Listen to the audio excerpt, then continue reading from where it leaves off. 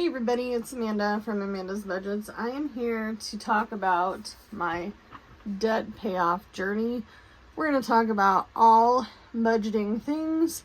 I am absolutely floored at our progress so far. However, I got some truths to talk about. So if you are new to this channel, welcome. My name is Amanda. I'm 35. I live in Oregon. I'm an all cash budgeter. I do cash stuffing, sinking funds, savings challenges, all on a low income. If that's something you're interested in, please hit that subscribe and like button. If you are a returning bestie and you are a member and you watch my channel all the time and you've been here for the whole journey, welcome back. Let's talk about the nitty gritty. I got my emotional support coffee. It is 6:20 in the morning and I am exhausted. I haven't been sleeping very well. I have been dealing with some unfortunities of health issues coming back to bite me in the butt. I'm gonna take a drink of my coffee. I know you're probably going, why is it in a jar with a straw? Because I can't find any of my cups right now. I don't know where they went. They're not in my car. They're not in my house. Where in the hell are my cups? Anyway, so let's talk about my debt payoff journey. I'm struggling. I'm struggling hard to stay on track. I feel like even though the progress is here and I can see it on this paper, I can see it in our car loan tracker little notebook here. I can see all of the progress, right? But this is not how my last debt journey went. Okay? So in my head, I'm doing some comparisons. Well, this is what I did last time, and this is what I'm doing this time, and this is not going like I thought it was going to go. I thought I was going to be able to go, okay, this next credit card, boom, baby, it's gone.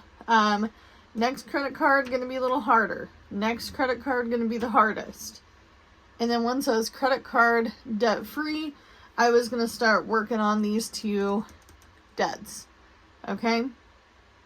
So as I'm doing this journey, I realize that I'm judging myself. This whole journey has been a judgment of who I am. And I take it personally to myself, right?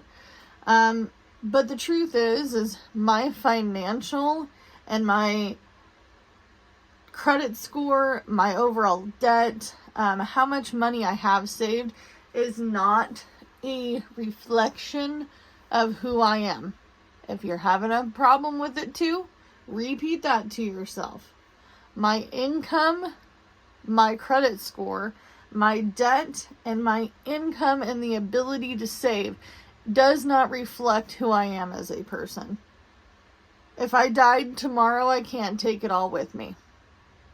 Right? I was watching a video on Dave Ramsey's YouTube channel, and I was listening to a guy who's desperate to help his wife pay off her debt. Okay? And in that, he kept talking about how she was diagnosed with cancer and they were going through all these things, you know, my age group. And Dave said, if she dies, there's no point in paying off her student loan debt. Right now is a health journey for you. Your health is your wealth, so we need to make sure your wife is well and able before we start doing any major debt payoffs. You know, and he talks about pausing whatever you're doing during a time where you go, I'm just not able to do this. It's time to stockpile some money. I am not on a Dave Ramsey debt journey, but I do get inspired by the things that I have done with the baby steps. Okay, so I got to baby step number 3. On to number 4 when I moved into my last apartment. Okay? Before we bought this, mobile home outright before our bills got lower. I was desperate to get inside. That was the whole reason to pay off my debt.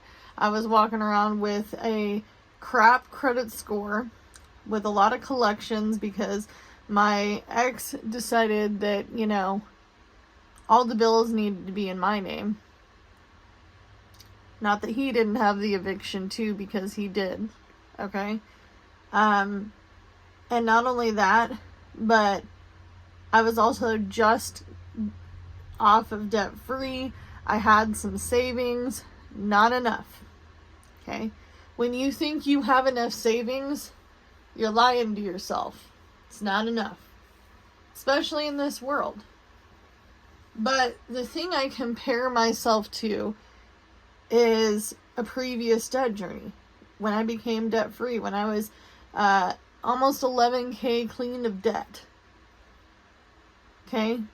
My credit score was still crap. It takes a while for that stuff to fall off your credit report. Just because you pay it doesn't mean your credit's going to get better like this. May jump 100 points. May jump 50 points, 30 points. But then it gets stagnant. Okay? I have purchased a few books on credit scores. I have watched as many credit score videos as possible. I have talked to 10, I counted the other day, 10 mortgage lenders in my area. And I've talked to 2 recently outside of my area just to see what I could get. What does my income bring for me? What does the income of my family bring for me? My husband's like, you know what? You can't compare. And I'm sitting here crying on the couch going, it's not happening fast enough. Well, my last journey, I was living in my car. Just because you're homeless doesn't mean that you don't have bills, okay? So I still had my car payment, car insurance, my phone, and my food to worry about. Okay? I only got paid every 2 weeks at one job, and the convenience store job I got paid every week. So this job, the 2-week paycheck, where I was working as many hours as humanly possible, making my most of my income, my bulk of my income, I was a rat on a wheel, just trying to get this done. Get it done, get it done, get it done. Do it now. But unfortunately, the process I was working on was not working, right? Because I'm still sleeping in my car. I still have some bills. I still have children to take care of. I still have a life. I still have to pay to have headache medicine. I still have to pay for feminine products. I still have to eating. Where am I going to eat? When you're living in your car and you're in the city, it's not like some of these van life people where they're like, I'm going to go park in the woods and we're going to bring out the grill and we're going to cook. Yeah, that's some bullshit. Excuse my language, but it's bullshit. Van life is glorified. It's glorified homelessness, folks. I'm sorry. If you live in a van and I have offended you, it is what it is. It's just like off-grid living. I lived off-grid on a 10-acre bare piece of property in my homeless journey because I was homeless. I was homeless. I didn't really have an address. We didn't have an established home on the property, so we couldn't get an address. We were living in a 1971 pole trailer. 4 people, 2 dogs at the time. And I didn't have the cat yet. The cat came later. But it was glorified homelessness. What does off-grid mean to you?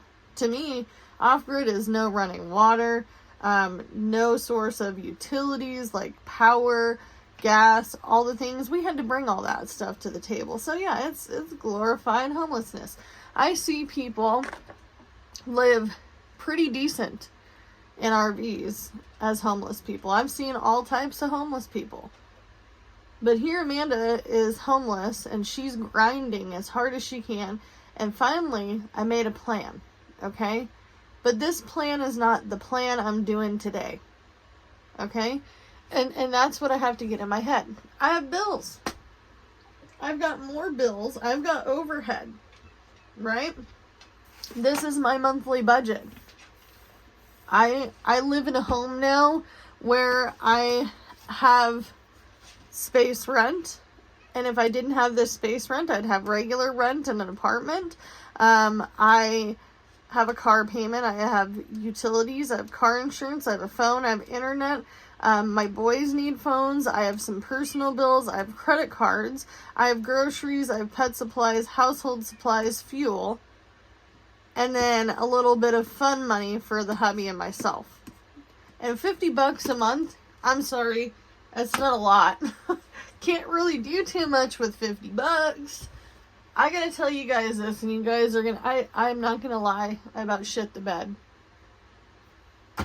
$38 to go bowling. $28 to go swimming.